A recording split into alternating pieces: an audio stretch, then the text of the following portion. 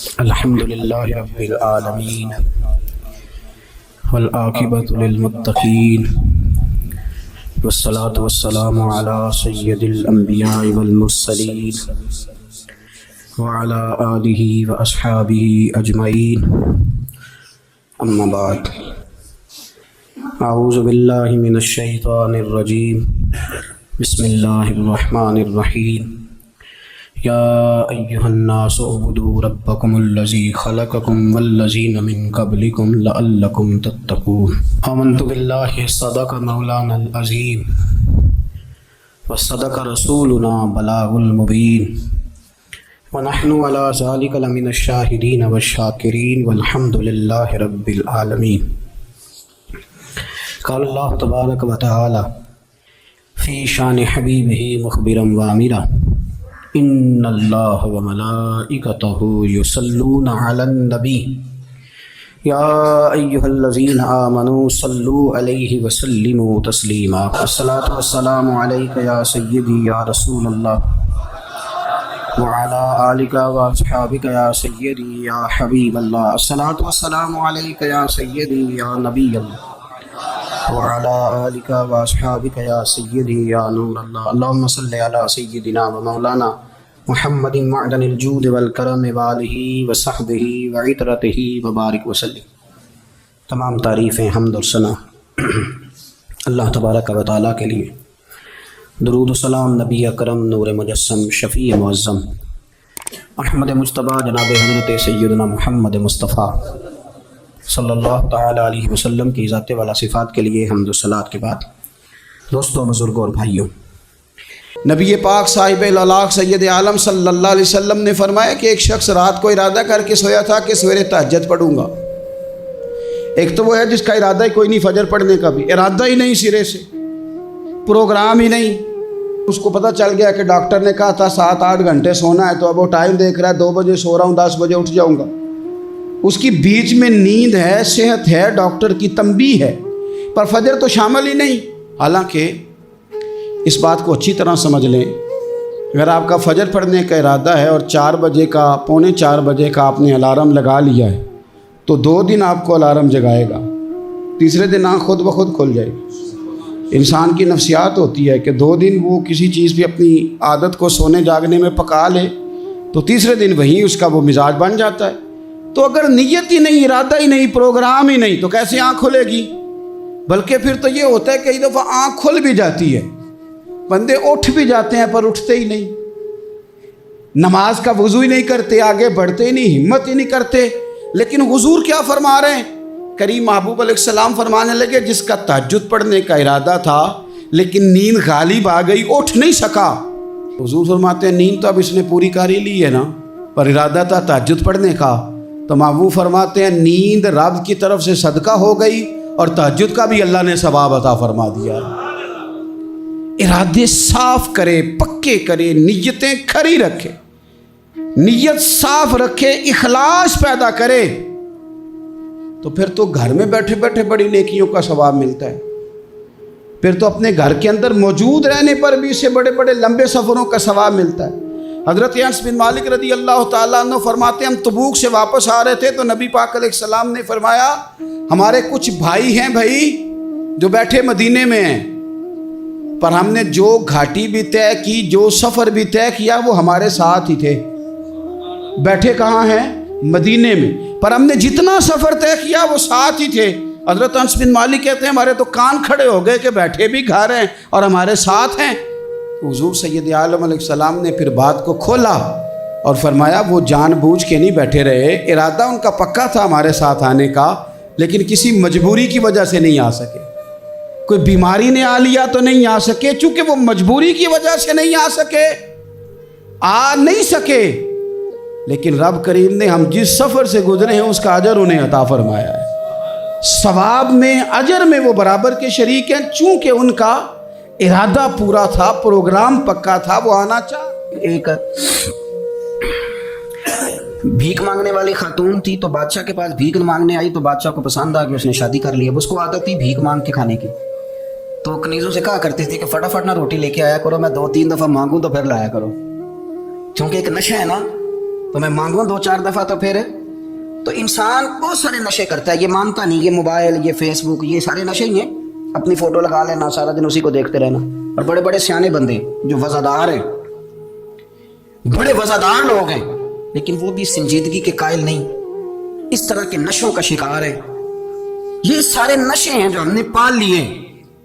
ہمارے صوفیاء، ہمارے بزرگ فرماتے ہیں کہ تم اس طرح کرو، اگر سارے نشوں سے بچنا چاہتے ہو تو سجدے کا نشہ شروع کرو، سجدے کا نشہ شروع کرو. یہ نا اقبال کہتے ہیں عطار ہو، رومی ہو، رازی، اب بات کو سمجھیں، عطار ہو، رومی ہو، رازی ہو، غزالی ہو، کچھ ہاتھ نہیں آتا بے آہ شہرگاہی. کہتے بہت بڑا صوفی ہو جیسے فرید الدین عطار تھے، بہت بڑا تصوف کا امام ہو جیسے امام غزالی تھے، بہت بڑا تفسیر کا استاد ہو جیسے امام رازی ہو، عطار ہو، رومی ہو، رازی ہو، غزالی ہو، پر کچھ ہاتھ نہیں آتا بے آہ سحرگاہی. اگر سویرے اٹھ کے روتا نہیں نا اللہ کی بارگاہ میں، اگر تہجد نہیں نہ پڑھتا تو کچھ ہاتھ نہیں آتا بے آہ سحرگاہی. پھر اس کو کوئی چیز نصیب. میری بات کی سمجھ آ رہی ہے آپ حضرات؟ جب تک آپ سویرے نہیں اٹھتے، آپ اللہ اللہ نہیں کرتے، آپ کو نوافل کا چسکا نہیں، عبادت کا مزہ نہیں، فرمایا میری عبادت کرو، یہ شوق پیدا کرو، میں نے تمہیں پیدا کیا ہے. ہم لوگوں کے نشے مختلف نشے، بڑا عجیب رنگ ہے. محفل کی صدارت کرنے والے بڑے پیر صاحب، بڑے القابات ہو، بیچ میں سے بندہ تلاش کرنے سے بھی نہیں مل رہا، اتنے بڑے لقب ہے اس کے، لیکن وہ ساج سمر کے 2.5 گھنٹے بیٹھا رہا محفل میں، اور نماز کا وقت آیا تو اس نے مختصر سی پڑھی اور نکل گیا. ہلکے سے سجدے کیے. اتنا بڑا عشق رسول نعت کا، ہو کیا بات ہے. اور عشق رسول کا بہت بڑا پیغامبر، بہت بڑا مبلغ، اور بیچارہ سمجھ ہی نہیں سکا کہ اللہ کے رسول نے فرمایا تو نماز پڑھ میری آنکھیں ٹھنڈی ہو جائیں گی. تو یہ نشے کے عادی تو ہیں پر حقیقت کے قائل نہیں ہیں. یہ بس ٹھیک ہے، خوابوں کی دنیا میں لوگ زندہ ہیں، پر جن کو یہ جو نشہ تھا نا عبادت کا، یہ میرے رسول پاک کی چاہت ہے، یہ میرے نبی کریم علیہ السلام کی. آپ دیکھیں نا حضور مہینوں جا کے غار حرا میں بیٹھتے، کیا وہاں تبلیغ کرتے تھے؟ کوئی کتاب لکھتے تھے؟ رسول کریم علیہ السلام مہینہ رہتے غار حرا میں. کوئی نہ مجھے دیکھے، کوئی نہ مجھے ملے، حضور یہاں کیا ہے؟ فرمایا میں اپنے رب کی عبادت کروں گا. نبی کریم علیہ السلام نے سجدوں کے ساتھ پتھروں اور پہاڑوں کو آباد کر دیا، سجدوں کے ساتھ. آپ کا سجدہ آپ کو بہت ساری چیزوں سے چھڑا لیتا ہے، یہ بہت ساری جگہوں سے جھکنے سے بچا لیتا ہے. صوفیاء، اولیاء یہ کیا کرتے تھے؟ یہ سجدے کا ذوق ہی تو پیدا کرتے تھے. سجدے کا ذوق. شاہ عبدالعزیز دباغ رحمۃ اللہ تعالی علیہ اپنے مریدوں سے فرمایا کرتے تھے کہ اگر تم پکے نمازی بن جاؤ نا، تہجد گزار ہو جاؤ، تو میرے پاس آنا جانا چھوڑ دینا. عرض کی حضور کیوں؟ فرمایا میں تمہارے اور رب رسول کے راستے میں رکاوٹ نہیں بننا چاہتا، میرا مقصود ہے تمہیں وہاں تک پہنچانا. جب پہنچ گئے تو پھر میری ضرورت ختم ہو گئی. ہاں کبھی وسوسہ آئے، شک پیدا ہو، تکلیف ہو تو آنا، ورنہ میں نہیں چاہتا کہ میں رکاوٹ بنا رہوں. تم اللہ اللہ کرو، اس مالک کو راضی کرو. میرے رسول پاک علیہ وسلم نے فرمایا بندہ اللہ کے سب سے قریب اس وقت ہوتا ہے جب وہ سجدے کی حالت میں ہوتا ہے. کس کے قریب ہوتا ہے؟ اللہ کے سب سے قریب ہوتا ہے. وہ بڑا نیڑے ہے رب کے، بڑا قریب ہے، اس لیے کہ وہ حالت ہے سجدہ میں. وہ جب سجدے کرتا ہے نا، اس کی بارگاہ میں جب جھک جاتا ہے. آپ ذرا سجدے کی کیفیت دیکھیں نا، زبان بھی یہاں ہے، آنکھ بھی یہاں ہے، کان بھی، عقل بھی ساری، اس نے سارا کچھ رکھ دیا سجدے. آپ وہ کبھی پیچھے جائیں تو دیہاتوں میں کہا جاتا تھا ناک سے لکیریں نکالو، بہت بڑی سزا ہوتی تھی نا، ناک سے لکیریں نکالو، بڑی سزا ہوتی تھی. تو اس نے کہا مالک مجھے کسی نے کہا نہیں، پر دیکھنا میں نے رکھ دی ساری عقل سجدے میں، اور رکھ کے کہا کہ سبحان ربی یا اللہ، اللہ میں پست ہوں تو اعلیٰ ہے، اللہ تو میرا رب ہے اور تو سب سے اعلیٰ. اتنا. اور فرمایا جب یہ اس کیفیت میں ہوتا ہے تو پھر یہ اپنے رب کے قریب ہوتا ہے. کثرت عبادت، نوافل. ہمارے ہاں عمرے کی قرآن اندازی محفلوں پہ ہونے لگ گئی ہے، حالانکہ حدیث سے ثابت نہیں. میں دوستوں سے کہتا ہوں جائز ہے، کرنی چاہیے، عمرے کی قرآن اندازی جائز ہے، پر کسی حدیث میں نہیں آئی کہ قرآن اندازی کرو عمرہ کرو. حدیث میں قرآن اندازی یہ آئی ہے کہ نبی پاک علیہ السلام نے فرمایا تمہیں پتہ چل جائے نا پہلی صف کا ثواب کتنا ہے، تم قرآن اندازی کرو. عمرے کی قرآن اندازی کا تو پوسٹر چھپتے ہیں، تو یہ والی قرآن اندازی کب ہونی ہے؟ ہونی چاہیے کہ نہیں؟ حضور نے فرمایا تمہیں پتہ چلے کہ اس کا ثواب کتنا، تو تم قرآن اندازی کرو، تم قرآن ڈالو. جب آپ نماز پڑھ رہے ہوتے ہیں، جب آپ کا مصلی آباد ہوتا ہے. صلاح الدین ایوبی، ایک بزرگ سے ملاقات ہو گئی بیت المقدس پر، قبضہ تھا عیسائیوں کا. تو صلاح الدین بڑے پریشان تھے. وہ بابا جی کہنے لگے پتر کیا ہوا؟ کہنے لگے حضور پتہ چلا ہے دشمن کے 2 بحری بیڑے اسلحہ لے کے آ رہے ہیں. مسلمان پہلے ہی کمزور ہیں اور اب اگر 2 بحری بیڑے اور آ گئے تو حضور مسئلہ بن جائے گا. تو میں پریشان ہوں کہ کس طرح یہ کم مسئلے والی ہماری فوج ہے کیسے مقابلہ کرے گی. تو بابا جی کہنے لگے پتر اس طرح کرنا آج رات تو بھی دعا کرنا اور میں بھی کروں گا. تو بھی دعا کرنا, آپ ناراض نہ ہونا. ہم تو پیروں والے ہیں, ہم تو پیروں کے نوکر غلام ہیں, ہمارا تو گزرا ہی نہیں, ہمیں تو ملتا سارا کچھ وہاں سے. پھر میرا سوال یہ ہے کہ تعویذ لینے جاتے ہو نفل کیوں نہیں پڑھتے, رات اللہ اللہ کیوں نہیں کرتے؟ یہ بھی تو ہمارے بزرگوں کا ہی طریقہ ہے, انہوں نے تو ہمیں سکھایا ہے. صلاح الدین ایوبی سے بزرگوں نے کہا کہ رات آج نا اللہ اللہ کرنا تو میں تیرے لیے دعا کروں گا, تو بھی دعا کرنا. تو بندہ جب دکھی ہوتا ہے تو سجدہ کرتا ہے تو پھر ہی تو مسلح بھیگ جاتا ہے, پھر ہی تو مزہ آتا ہے. سکھی بندہ تو کعبے جا کے نہیں روتا. دکھی تھے, تکلیف تھی, تو سر رکھا سجدے میں تو تڑپ گئے. اور وہ بابا جی کہتے ہیں میں مسجد آیا تو صلاح الدین چیخے مار کے رو رہا تھا اور کہہ رہا تھا مالک میں کوئی اپنی شان کے لیے تو نہیں نہ لڑ رہا, اللہ کو میں کوئی قبضوں کے لیے تو نہیں لڑ رہا, مالک تیرے لیے لڑ رہا ہوں, مجھے بے آبرو نہ کرنا, میری مدد فرمانا. کہتے ہیں میں آیا تھا کہ مسجد میں دعا کروں گا, پر صلاح الدین ایوبی کو روتے دیکھا تو میں لوٹ گیا. تو سویرے صلاح الدین ملے تو بڑے خوش تھے. میں نے کہا پتر کیا ہوا؟ کہنے لگے حضور وہ بحری بیڑے 2 آ رہے تھے نا اسلحہ لے کے, دونوں ڈوب گئے پانی میں ڈوب گئے. تو بابا جی کہنے لگے صلاح الدین وہ پانی میں نہیں ڈوبے, وہ تیرے آنسوؤں میں ڈوب گئے, وہ غرق ہو گئے. وہ جو تو نے مسلح بات کیا تو وہ تیرے آنسوؤں میں ڈوب گئے, وہ غرق ہو گئے. وہ تباہ اتنے قیمتی تھے تیرے آنسو کے بہا لے گئے دشمن کے بحری بیڑوں کو. میرے بھائی ٹھیک ہو گیا جی, میرے عزیز سمجھ لیں اس بات کو ہمیشہ کے لیے اور اس پر غور کر لیں اچھے طریقے سے کہ میرے رسول کریم سید عالم صلی اللہ علیہ وسلم نے نا ہماری توجہ دلائی, حضور نے ہمیں بتلایا, ہمارا ذوق بڑھایا عبادت کی طرف. ایک صحابی تھے حضرت ابو فاطمہ رضی اللہ تعالیٰ عنہ, یہ ترمذی شریف کی حدیث ہے. نبی پاک علیہ السلام نے فرمایا ابو فاطمہ قیامت کے دن مجھ سے جلدی ملنا چاہتے ہو کہ دیر کے ساتھ؟ تو کہنے لگے حضور کون ہوگا جو دیر سے ملنا چاہے گا, ہم نے تو جان دے دی وعدہ دیدار پر. اعلیٰ حضرت فرماتے ہیں جان دے دی وعدہ اور نقد اپنا دام ہو ہی جائے گا. مجھے لگتا ہے کہ یہ سودا نقد و نقد ہو جانا ہے, چونکہ ہم نے جان دے دی وعدہ دیدار پر. آپ نے وعدہ کیا تھا کہ مریں گے تو پھر زیارت ہوگی, تو مر گئے ہم زیارت کی خاطر. جان دے دی وعدہ دیدار پر تو نقد اپنا دام ہو ہی جائے گا. اے رضا ہر کام کا ایک وقت ہے, دل کو بھی آرام ہو ہی جائے گا. تو حضرت ابو فاطمہ رضی اللہ تعالیٰ عنہ سے نبی پاک صلی اللہ علیہ وسلم نے فرمایا جلدی ملنا چاہتے ہو کہ دیر سے؟ اس کی حضور فٹافٹ ملنا ہے, میں نے قیامت کے دن آپ سے جلدی ملنا ہے. تو نبی پاک علیہ السلام نے فرمایا پھر اس طرح کرنا, دنیا میں رہ کے سجدے زیادہ کرنا, پھر سجدے زیادہ کرنا, قیامت میں ملاقات جلدی ہو جائے گی, قرب ملے گا تمہیں. اپنے بچوں کے اندر دیکھیں نا, ہم شوق پیدا کرتے ہیں, ہمیں صحیح لفظ نہیں بولنے آتے پر ہم بچوں میں شوق پیدا کرتے ہیں کہ پتر ڈاکٹر بن جائے گا تو بڑا نفع کرے گا, تو لوگوں کی خدمت کرے گا, ملک و ملت کی خدمت کرے گا, تیرے ابا کا نام روشن ہوگا, تیرے دادا کی تعریفیں ہوں گی. ہم یہ ذوق پیدا کرتے ہیں. ہم اپنے نوجوانوں کے اندر یہ فکر پیدا کرتے ہیں, انہیں ہم سمجھاتے ہیں کہ میاں جب تم پڑھو گے, محنت کرو گے تو فلاں آدمی کی طرح تمہارا نام ہوگا.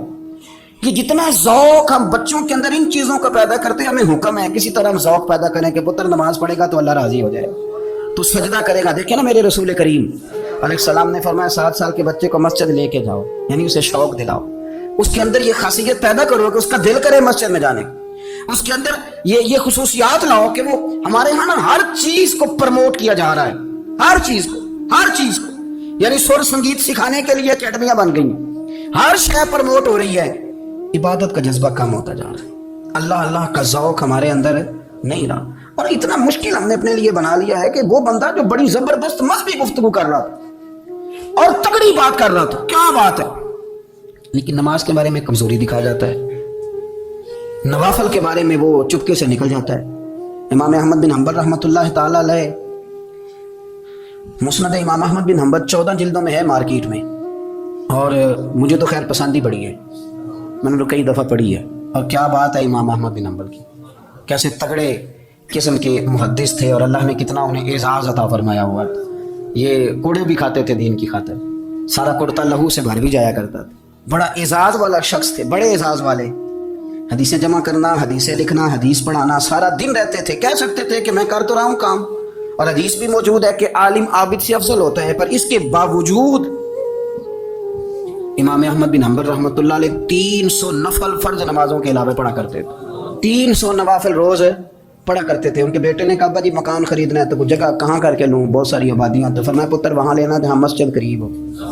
मेरे रसूल करीम सैयद आलम सल्लल्लाहु अलैहि वसल्लम इतना पसंद करते मस्जिद को, इतना पसंद करते नमाज को कि रसूल करीम सल्लल्लाहु अलैहि वसल्लम तहज्जुद की नमाज भी पढ़ते, फिर हुजूर फजर की नमाज भी पढ़ते।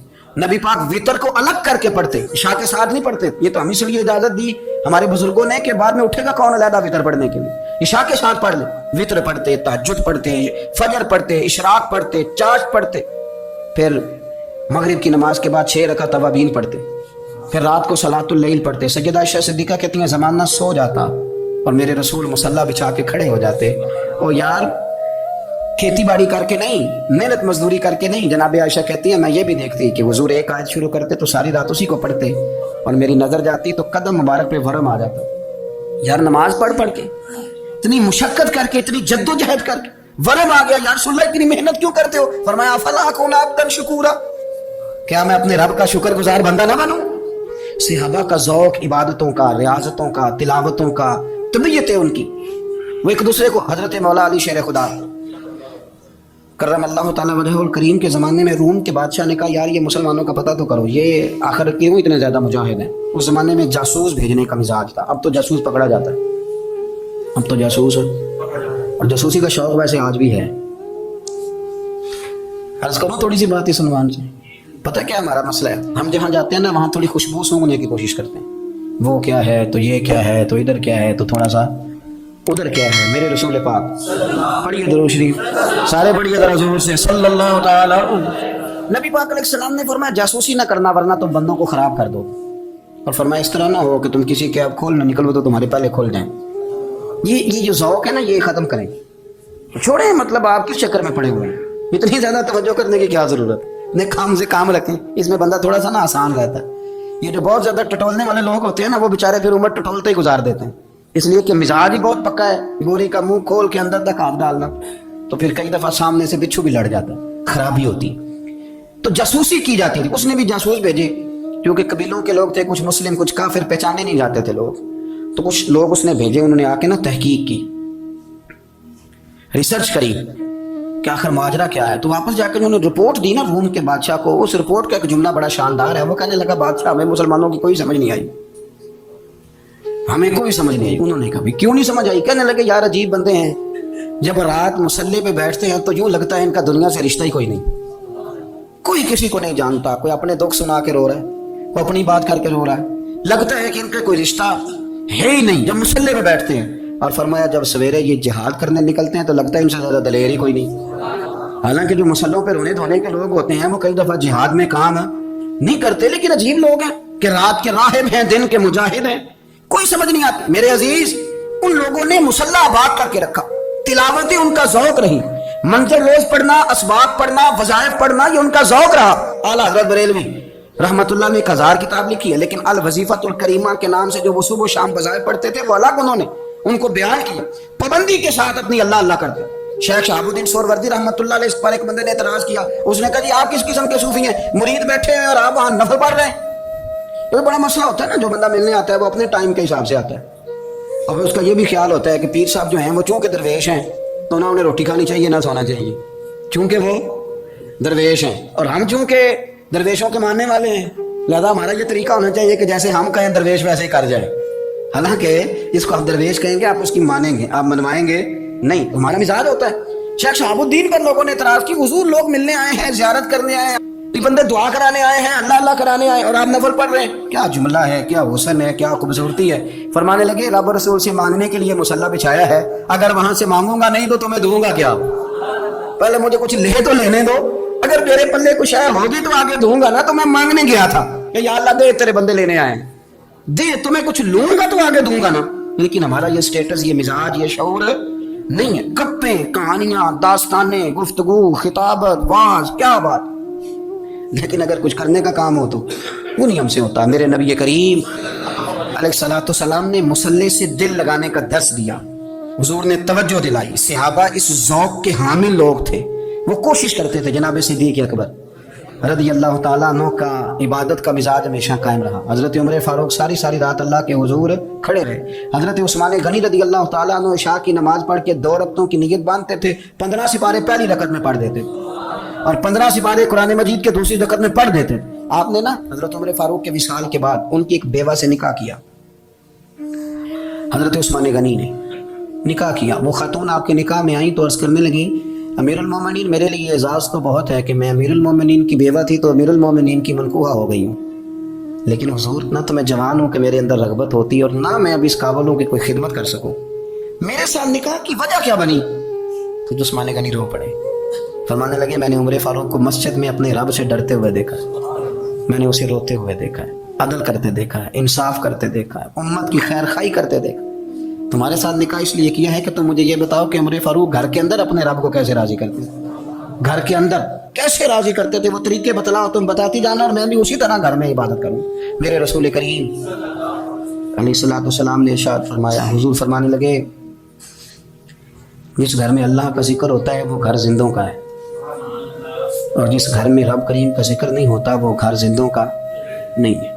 گھر نا ہم نا کتابوں میں پڑھتے ہیں کہ ایک بزرگ کہتے ہیں، حضرت فضیل بن ایاز کہتے ہیں کہ میں ایک گلی سے گزر رہا تھا تو گھر کے اندر کسی قاری صاحب نے قرآن کی آیت پڑھ دی، ولی من خاف مقام ربہ جنتان. میں تو میرے کانوں سے ٹکرائی تو اللہ نے میری کایا ہی پلٹ دی، میں توبہ کر گیا. اب گھر کے اندر سے آواز آئے تو صحیح نہ تلاوت کی، پر اندر سے آواز آتی نہیں ہے، ڈیک بجنے کی آواز آتی ہے یا ٹی وی چلنے کی آواز آتی ہے یا دھوم مچانے کی آواز آتی ہے. عبادت کا وہ جو خاص شوق تھا، وہ جو حسن تھا، وہ جو توانائی تھی، وہ جو بات تھی. ایک جگہ پہ ہم بیٹھے تھے تو وہاں ایک صاحب آئے اور انہوں نے آتے ہی کہا کہ مہربانی کریں ذرا مجھے مصلی دے دیں، میرے نہ کچھ نفل رہ گئے. تو میں نے وضو کر لیا تو کوئی مصلی مل جائے. مصلی انہیں دے دیا گیا، وہ مصلی لے کے چلے گئے تو پیچھے ایک صاحب نے تبصرہ کیا، کہنے کتنا ریاکار بندہ ہے، لوگوں کو دکھا رہا ہے کہ میں نفل پڑھتا ہوں، ہے کو بات کرنے والی. میں نے اسے کہا، میں نے کہا تو مہربانی کرنا اس طرح کی ریاکاری تو بھی کر، پکڑ مصلی اور جا تو بھی تھوڑی ریاکاری کر کے آ، اٹھ ذرا. شکر کر کو یہ ریاکار بھی ملا ہے، کوئی نفل پڑھ کے ریاکاری کر رہا ہے. اللہ کا میں کہتا ہوں کو پڑھے تو صحیح نہیں یار، یہ کوئی دور ہے نفل پڑھنے کا؟ اس میں تو لوگوں کا مزاج ہی نہیں، طبیعت ہی نہیں. میں نے کہا چل مہربانی کر یہ لے مصلی اور تو بھی جا تھوڑی سی یا کر یا ریاکاری کرو تو صحیح نا. مزاج ہی نہیں، ذوق. جمعے کی نماز پڑھ کے یوں دنیا بھاگتی ہے، او ہو پتہ نہیں کون سی پیچھے آگ تھی جو بجھائی جائے گی. اور آج تک لوگ مسئلہ پوچھ رہے ہیں کہ جمعے کی بعد والی سنتیں کتنی ہوتی ہیں. میں نے کہا کتنے سال ہو گئے جمعہ پڑھتے، کتنے سال ہو گئے، ابھی تک سنتوں کا نہیں پتا. ابھی تک نے علم کے پہلے کتنی رکھتے ہیں، بعد میں کتنی رکھتے ہیں. فجر کی سنتیں کب پڑھنی چاہیے؟ سنو فجر کی سنتوں کے بارے میں. میرے رسول کریم سید عالم صلی اللہ تعالیٰ علیہ وسلم سے ایک صحابی نے پوچھا تھا، حضور میری فجر کی سنتیں رہ گئیں یا رہ جاتی ہیں تو حکم کیا ہے، کیا انداز ہے حضور کا؟ بخاری مسلم کے لفظ سنو. حضور سید عالم صلی اللہ علیہ وسلم فرمانے لگے، اس نے کیا پوچھا تھا، حضور جواب کیا دیتے؟ فرمایا فجر کی سنتیں کبھی نہ چھوڑنا، فجر کی پہلی 2 سنتیں کبھی نہ چھوڑنا. یا رسول اللہ صلی اللہ تعالیٰ علیہ وسلم میری رہ گئی ہیں، رہ جاتی ہیں. فرمایا فجر کی 2 سنتیں نہ چھوڑنا. فرمایا فجر کی پہلی 2 سنتیں مجھے دنیا اور دنیا کے اندر جو کچھ ہے وہ سب سے زیادہ پیاری ہے. فجر کی 2 سنتیں دنیا اور دنیا میں جو کچھ ہے مجھے وہ سب سے زیادہ پیاری ہے. اس لیے فجر کی سنتیں نہ چھوڑنا. اپنا ذوق، اپنی طبیعت، ہم نے نا ذوق غلط بنا لیا ہے. اگر 20 بندے کہہ بھی دیں گے تو نے بڑی شاندار تلاوت کیا تو کیا اس سے بنے گا؟ 100 بندہ کہہ بھی دے تیری کیا بات ہے، کیا بات ہے نعت خان کی، کیا بات ہے علامہ صاحب کی، پیر صاحب کی، پیر مہر علی شاہ صاحب رحمۃ اللہ علیہ. آپ تشریف فرماتے تو آپ کے ایک ہی بیٹے بابو جی جن کو کہا جاتا ہے، جس دن صاحبزادے پیدا ہوئے تو خادم نہ وہاں سے نکلا. ان لوگوں کے شوق اور طرح کے تھے نا تو ان کی توجہ بھی اپنے شوق کی طرف رہتی. تو خادم نکلا اندر سے، پیر صاحب مبارک ہو، پیر صاحب مبارک ہو، پیر صاحب مبارک ہو، پیر صاحب مبارک ہو. شور کر رہے ہیں تو پیر صاحب کو وجد ہو گیا، اللہ اکبر اللہ اکبر اللہ. او کیا ہوا، کس بات کی مبارک دے رہے ہو؟ عرض کی حضور اللہ نے بیٹا دیا. تو آپ فرمانے لگے اچھا حضور آپ کیا ہوا، آپ تو پریشان ہو گئے. فرمانے لگے جب تم نے 3 دفعہ کہا نا مہر علی کو مبارک ہو تو میں سمجھا تھا شاید تجھے کسی نے بتا دیا ہے کہ مہر علی سے اللہ راضی ہو گیا. میں سمجھا تھا کہ شاید تو یہ خبر لے کے آیا ہے کہ کسی نے بتایا ہے کہ مجھے آج خبر ملی ہے کہ مہر علی سے رب اچھا پتر ہوا ہے. الحمدللہ اللہ کا شکر ہے. پر میرے لیے مبارک کا دن وہ ہوگا جب میرا رب کہے گا کہ میں مہر علی سے راضی ہوں. میرے محبوب کہیں گے کہ میں مہر علی سے. آپ بات کو سمجھیں، شوق کی کسی اور طرف تھا، دل ہی کہیں اور لگا ہوا تھا، طبیعت ہی کہیں اور مائل تھی. کوئی وظیفہ پوچھتے تھے تو پڑھتے تھے وہ لوگ، کچھ اللہ اللہ انہیں بتائی جاتی تھی تو کرنے کا ذوق رکھتے تھے، طبیعت تھی، قائل تھے. حضرت ربیع کہتے ہیں میں بڑی دور سے سفر کر کے گیا حضرت اویس کرنی سے ملنے، بڑی دور سے، اور جب میں پہنچا تو فجر کا وقت تھا، تو حضرت اویس کرنی کو میں نے پا لیا، تو وہ نماز پڑھ کے نا قرآن شریف لے کے بیٹھ گئے۔ فرماتے اشراق چاشت کا وقت ہوا تو نفلوں کی نیت باندھ لی۔ محدث ابن الجوزی نے لکھا ہے، فرماتے ہیں پھر جب زوال کا وقت ہوا تو مسجد میں جھاڑو دینے لگے، ظہر کی نماز پڑھ کے تو عصر کی تیاری تک وہ مسجد میں بیٹھے رہے، اور میرے نبی پاک علیہ السلام نے فرمایا جو نماز کے انتظار میں بیٹھا ہو وہ نماز ہی میں ہے، وہ نماز ہی میں ہے۔ فرمایا میری دنیا، میری امت کی جو رہبانیت ہے نا وہ اتنی ہے کہ نماز کا انتظار کرے، اذان کے بعد نماز کا یہ راہب ہے، یہ اس وقت چھوڑ کے بیٹھے ہیں سارا کچھ۔ فرماتے ہیں عصر تک انہوں نے اللہ اللہ کی، پھر مغرب تک کی، عشاء کی نماز ہوئی تو نماز پڑھی تو وہ تھک گئے، اب مجھے وہ فارغ ہو مصلی چھوڑے تو میں ملاقات کروں نا، یہ آپ حیران نہ ہو کہ اتنی دیر بندہ کیسے اللہ اللہ کر، ہم نے کی نہیں نا اس لیے ہم پریشان ہیں، جو عادی ہوتے ہیں وہ کر بھی لیتے ہیں، وہ یہ کام میری بات کو سمجھ آ رہی ہے؟ جب جاتے ہو کسی دفتر میں تو 8 گھنٹے کھڑے رہ لیتے ہو نا، مجبوری ہوتی ہے تو کھڑے رہا جا سکتا ہے۔ پاسپورٹ کے دفتر بولیے، امیگریشن کی لائنوں میں، اور میں نے تو ایمبیسیوں میں بندے 12 گھنٹے پہلے جا کے کھڑے دیکھے، رہ لیتے ہیں کھڑے، تو اگر ان کاموں کے لیے رہا جاتا ہے تو اللہ رسول کے لیے بھی کھڑے رہا جا سکتا ہے۔ تو فرمانے لگے کہ جب عشاء کی نماز کے بعد آخر انسان سے تھک گئے، نیند کا غلبہ ہوا تو تھوڑی ایسے آنکھ بند ہوئی تو کھولی تو رونے لگے، حضرت ویسے کرنی رو کے کہنے لگے مالک مجھے غافل تو نہ کر، ابھی میں نے کیا بھی کچھ نہیں، دن ختم ہو گیا، کوئی نفل نہیں، کوئی اللہ اللہ نہیں، اللہ مجھے غافل نہ کر، میری مدد فرما۔ فرماتے ہیں جب وہ روئے تو میرے ساتھ جو شخص تھا میں نے کہا اٹھو چلیں، کہنے لگا حضور ملنا نہیں، فرمایا جو میں لینے آیا تھا وہ مجھے مل گیا، جو میں ان سے سیکھنے آیا تھا وہ مجھے نصیب ہو گیا، اب اور میں نے کیا لینا، ختم ہو گئی، اٹھو چلیں۔ اللہ کے بندوں نے حضرت ربیعہ بن کعب اسلمی رضی اللہ تعالیٰ عنہ فرماتے ہیں، کہتے ہیں جب بنو قریظہ اور بنو نذیر یہودیوں کے ساتھ حضور علیہ السلام نے جنگ کا اعلان فرمایا تو وہ دشمن ہو گئے، ہمیں خطرہ تھا کہ وہ رات کو کہیں محبوب کو تکلیف نہ دیں، تو کچھ لوگ نا تلواریں لے کے نبی پاک کے دروازے پہ پہرے داری کرتے تھے، گن مین رکھنا حرام نہیں، اگر کسی کو واقعی خطرہ ہو تو اس کے لیے سنت بھی ہے۔ حضرت علی المرتضیٰ تلوار لے کے حضور کے گھر کا پہرا دیتے تھے۔ حضرت ربیعہ بن کعب اسلمی رضی اللہ تعالیٰ عنہ فرماتے ہیں کہ رات میری ڈیوٹی تھی کہ میں حضور کے گھر کا پہرا دوں گا، تو فرماتے ہیں میں باہر سن رہا تھا، ساری رات ہی میرے نبی پاک نے اللہ کی تسبیح پڑھی، ساری رات، کبھی تسبیح، کبھی تحلیل، کبھی تحمید، کبھی تکبیر، ساری رات۔ فرماتے ہیں ساری رات حضور پڑھتے رہے اور ساری رات ہی میں سنتا رہا، مجھے اونگ آ گئی، میری آنکھ لگ گئی، حضور ابھی پڑھ رہے، میں تھک کے سو گیا، اور فرماتے ہیں جب میری آنکھ دوبارہ سے کھلی تو میرے کانوں میں پھر کوئی چیز گونجی تو میں نے کان لگایا تو میرے حبیب ابھی بھی اللہ کو یاد کر رہے، ساری رات حضور رب کی عبادت کرتے، اسی لیے تو کہا یا ایھا المزمل قم اللیل الا قلیلا، حبیب ساری رات تو نہ جاگا تھا، تھوڑا آرام بھی کر لیے گا۔ میرے بھائی اپنا مصلی، اپنی عبادات، اپنے وظائف، اللہ اللہ جو آپ نے کسی سے سیکھی ہے اس کو کبھی کمزور نہ ہونے دیں۔